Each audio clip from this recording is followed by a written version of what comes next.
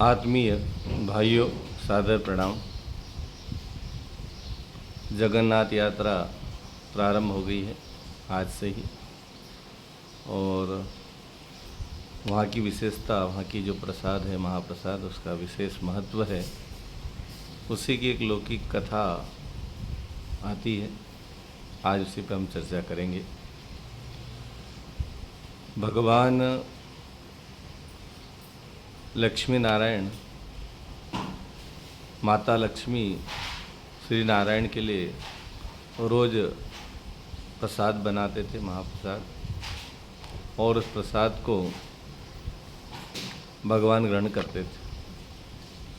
और श्री नारायण ने माता लक्ष्मी को विशेष निर्देश दे रखा था कि ये जो प्रसाद है ये वैकुंठ से बाहर नहीं जाना चाहिए, ऐसी इसकी महिमा भी है, और ये हर व्यक्ति तक न पहुँचे, इसके कुछ प्रतिबंध है। अब क्या होता है कि ये बात कहीं से नारद जी को पता लग गई। नारद जी निरंतर भ्रमण करते रहते थे। नारद जी ने सोचा कि इस प्रसाद को पाना चाहिए, और नारद जी तो नारद जी हैं, प्रयास तो करते ही हो। और नारद जी माता लक्ष्मी के पास गए, उन्होंने कहा माता कुछ सेवा हो तो बताओ। अब नारद जी भगवान के श्लोक में खूब सेवा करते, वह उनके भक्त भी हैं, सेवा करना भी चाहिए। भगवान की सेवा भक्त ही करेगा, कौन करेगा। तो नारद जी पूरे तन मन से खूब सेवा करते। माता लक्ष्मी प्रभु से कहती, देखो प्रभु, आपका भक्त कितनी सेवा करता है, कुछ काम करने ही नहीं देता, सब काम ये करते हैं। श्री हरि नारायण ने कहा, देखो देवी, नारद जी है, इनसे सावधान रहना। सेवा नारद कर रहा है, उसके पीछे कहीं ना कहीं उसका उद्देश्य भी हो सकता है, आप सतर्क और सावधान रहना। अब नारद ऋषि निरंतर ऐसी सेवा करते रहे। एक दिन माता लक्ष्मी बड़े भाव से प्रसन्न हो गए और उन्होंने कहा, नारद जी, आप बड़े तन्मयता से, निस्वार्थता के साथ यहाँ सेवा कर रहे हो, तो इस सेवा के बदले आप कुछ चाहो तो मांग सकते हो। तो नारद जी ने कहा, माता मुझे तो कुछ नहीं चाहिए, पर लोक कल्याण के लिए, जन कल्याण के लिए और भक्ति को बढ़ाने के लिए आप यदि कुछ देना चाहते हो तो महाप्रसाद हमें भी चखाइए। अब लक्ष्मी जी फंस गई। माता ने कह तो दिया, भाई आपको जो मांगे वो मिलेगा। अब माता ने सोचा कि करना क्या। इधर नारायण ने निर्देश दे रखा था कि प्रसाद बाहर न जावे, और यहाँ नारद जी ने मांग प्रसाद की कर ली। नारद जी ने कहा, मैया भक्ति का जो है क्षेत्र बढ़े, भक्ति सब दूर फैले, बढ़े, इसके लिए प्रसाद की आवश्यकता है। प्रसाद से भक्ति सिद्ध होती है, ऐसा सुना था उन्होंने।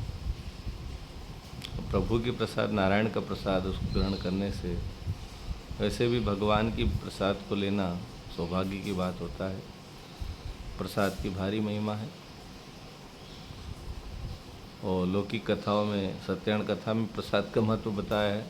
हालांकि वो कितना क्या सत्य है, पर उसके पीछे भाव महत्वपूर्ण है, भगवान के प्रसाद को ग्रहण करना। और नारद जी के भाव को देखकर माता लक्ष्मी ने कहा, ठीक है भाई, और कोई होता तो घर मांगता, बार मांगता, कोई लोक मांगता, कोई सत्ता, कोई पद, कोई पैसा मांगता, धन मांगता, लेकिन नारद जी ने तो प्रसाद मांगा। प्रसाद तो देना ही चाहिए, भगवान का प्रसाद का अधिकार सबका होता है। मैया ने प्रसाद नारद जी को दी, और नारद जी ने उस प्रसाद को जैसे ही ग्रहण किया तो उनके रोम रोम से भक्ति फूट पड़ी, क्योंकि प्रभु का प्रसाद था। भाविल होकर वो नाचने लगे, गाने, नारायण नारायण की धुन गाते गाते वो अपनी मस्ती मस्त होते वो पहुँच गए कैलाश पर्वत, भगवान शिव के धाम। और उनकी इस भक्ति को देखकर भगवान शिव बड़े प्रभावित। उन्होंने कहा, नारद जी भक्ति तो मैं भी करता हूँ और आप भी पहले भी करते थे, लेकिन आज क्या बात है। आपकी भक्ति में विशेषता क्या है कि आज आप भावविल होकर भक्ति रस में से डूबे हो, क्या कारण है? उन्होंने कहा प्रभु आज नारायण का हमें प्रसाद पाने का सौभाग्य प्राप्त हो गया, महाप्रसाद मिल गया।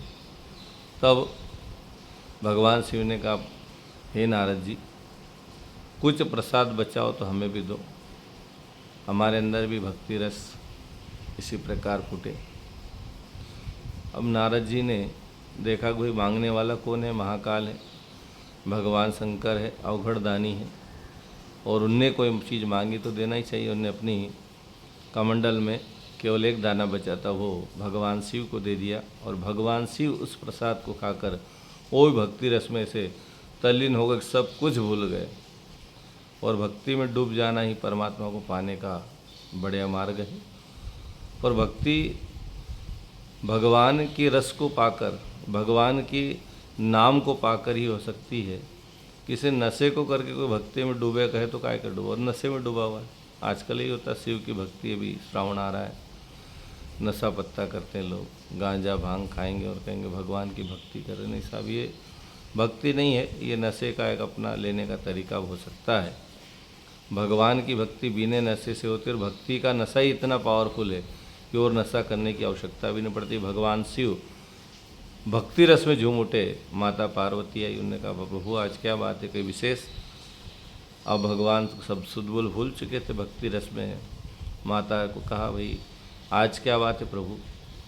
उन्होंने कहा नारायण के प्रसाद ग्रहण करने से मेरे रोम रोम से भक्ति फूट रही है। माता ने कहा प्रभु आप अकेले प्रसाद ग्रहण करेंगे, मेरे लिए नहीं लाए? भगवान शिव परेशान। उन्होंने कहा साहब मैं भक्ति में ऐसा डूबा कि मैं भूल ही गया।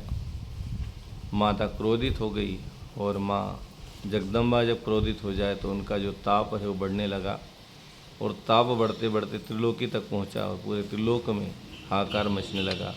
ब्रह्मा जी ने नारायण को कहा प्रभु आपकी प्रसाद ने समस्याएं खड़ी कर दी है।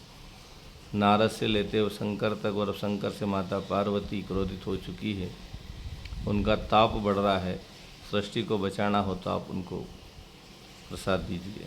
श्री नारायण स्वयं प्रसाद लेकर गरुड़ पर सवार होकर वहाँ पहुँचे, और माता को कहा शांत होइए माता, शांत, आपके लिए प्रसाद लेकर आए महाप्रसाद। सारे देवी देवता वहाँ पधार चुके। उन्होंने कहा प्रभु हमें प्रसाद चाहिए। माता जगदम्बा ने कहा प्रभु मैं अकेली माँ होकर, जगन माता होने के बाद मैं अकेली प्रसाद को कैसे ग्रहण करूं?